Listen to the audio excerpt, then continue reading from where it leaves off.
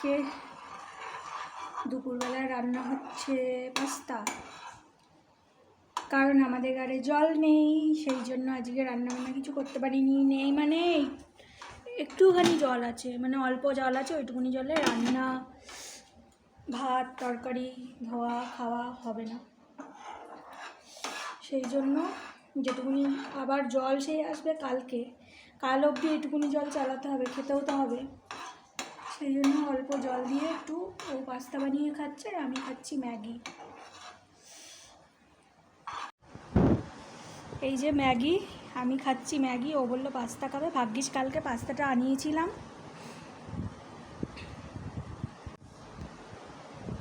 Good afternoon friends, welcome back to my channel. তো আজকে করছিলামই না, করতামও না। মেয়েই বললো তুমি সবার সঙ্গে মানে ব্লগ বানাও, তাহলে সবার সঙ্গে এটাও শেয়ার করো, কেন করছো না? তো সেই জন্য আমি বললাম ঠিক আছে, শেয়ার করব। কি ঘরে জল নেই, যেটাই বললাম তোমাদের একটু আগে। আমার হাজব্যান্ড আজকে বলেছিল সে বেলা করে কাজে যাবে, মানে দুপুর 2টোয় কাজে যাবে। কালকে রাতেবেলা এসেই বললো, তার মানে ঘরে খাওয়া দাওয়া করবে, খেয়ে দিয়ে দুপুরে যাবে। তো যাই হোক, খাবে, যেটা ভালো কথা। খাবে দাবে উঠে বাজার করবে। তো সকালবেলা আমি জল এলাকে যে আর কি জল দেয় সেটাকে ফোন করলাম, আজকে পুজো আছে, সেই জন্য সে জল দিতে আসতে পারলাম না। তো ঘরে জল নেই, এইটুকুনি জল রয়েছে, তা রান্না কী করে করবো? ওইটুকুনি জলে ভাত রাঁধতেই তো কতটা ভাত সবজিপাতি ধুতে হবে, মানে পুরোই ওই জলের ওপরেই ভরসা। শুধু খেতেও লাগে, 3 জনের ধরো 3 বোতল জল লাগে। সে কী করলো, দেখলো জল নেই, জলের আর কোনো ব্যবস্থা করলো না। আমি তো জানিও না, আমি এদিকে কাজ করছি, বাসন টাসন ধুচ্ছি, সে দেখি পরে দেখছি নেই হাওয়া, বলেও যাইনি কাজে যাচ্ছি। তা কীরকম মানুষ, বাড়িতে যে মেয়ে রয়েছে, বউ রয়েছে, ওরা খাবে কি? জল কোথা থেকে আনবে? একটু জলের তো ব্যবস্থা ওইখানে দিয়ে গেল না, অন্য এদিকে গিয়ে আরও দোকান আছে, সেখানে গিয়ে তো খোঁজ টোজ নিয়ে মানে জলের ব্যবস্থা করে দিয়ে তারপরে যেতে পারতো। মানে নিজে চলে গেল কাজের জায়গায়, জানে ওখানে তো আমি খাওয়াও পেয়ে যাবো, জলও পেয়ে যাবো, আমার তো কোনো অসুবিধা নেই, এদের যা হয় হোক। বলো কি বলবো আর। তো সেই জন্য কি করবো আর, ভাবলাম তাহলে জল যখন নেই ম্যাগি করি। ম্যাগি করতে তো আর বেশি জল লাগবে না, একটুখানি জল লাগলো, আর পাস্তা করতেও একটুখানি রেডিমেড পাস্তা, ব্যাস এই করে নিলাম, এই খেয়ে নেবো আজকে। আর রাত্রেবেলাও দেখি ব্রেড আছে, রুটি আছে। কালকে ভাগ্যিস বলে না, ভগবান, আমরা জানি না কিন্তু ভগবান সব কিছুই জানে। কালকে ওই যে এনে রেখেছিলাম অনলাইন থেকে, কালকে মানে আগের দিনের ভিডিও, মানে আজকে সকালে যেই ভিডিওটা দিয়েছি রেখেছে নিশ্চয়ই, যে বা ওখানে দেখিয়েছিলাম যে আমি কয়েকটা বার্গার বান নিয়েছিলাম।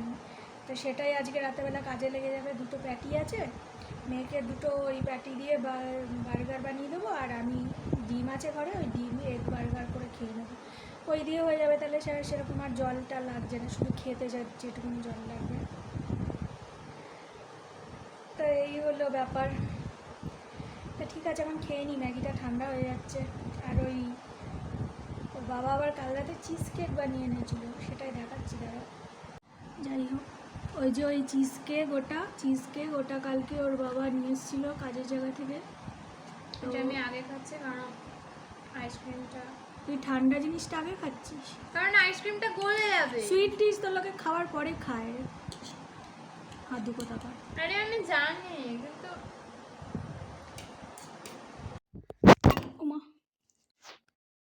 আর এই যে আইসক্রিম, সে কালকে যে আইসক্রিমটা নিয়েছিলাম দেখিয়েছিলাম, ওই স্লো চার্ন মালবেরি আইসক্রিম। আর মেয়ে চিজ কেকের ওপর আইসক্রিম দিয়ে খাচ্ছে। কিরম লাগছে? ভালো। আমি ভেবেছিলাম প্লেনটা ভালো লাগবে না, কিন্তু প্লেনটাও ভালো লাগছে।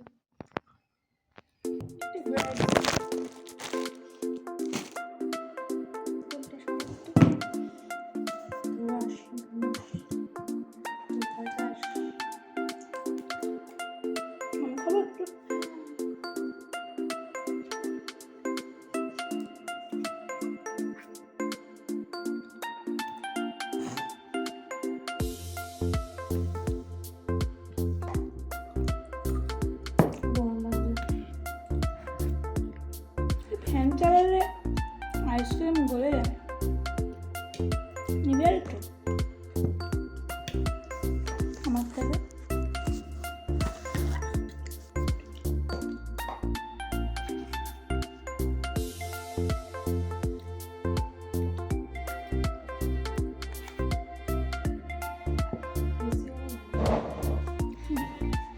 এসি এসি হলে ভালো হতো। নিজে চাকরি করবি তখনই হবে, তার আগে আর জুটবে না। বাবা কিনবে এসি? বাবা মানে 10 বছর পর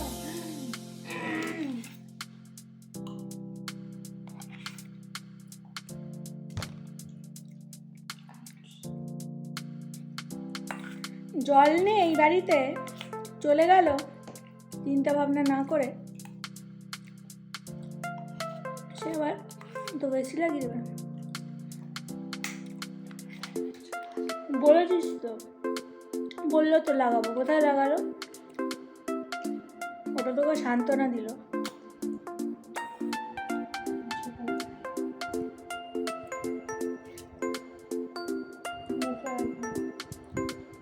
এখন আমি খেয়ে নেব।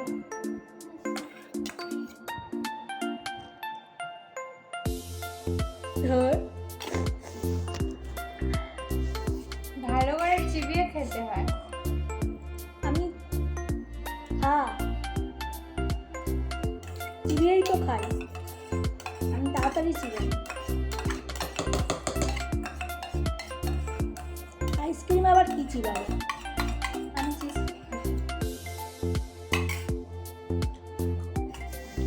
কি হয়েছে বোঝো? তুমি খাবে না এটা। মাছ খাবি? মাছ ফিশ খাবি? দাঁড়া দেবো তোকে। আমার পেট ভরে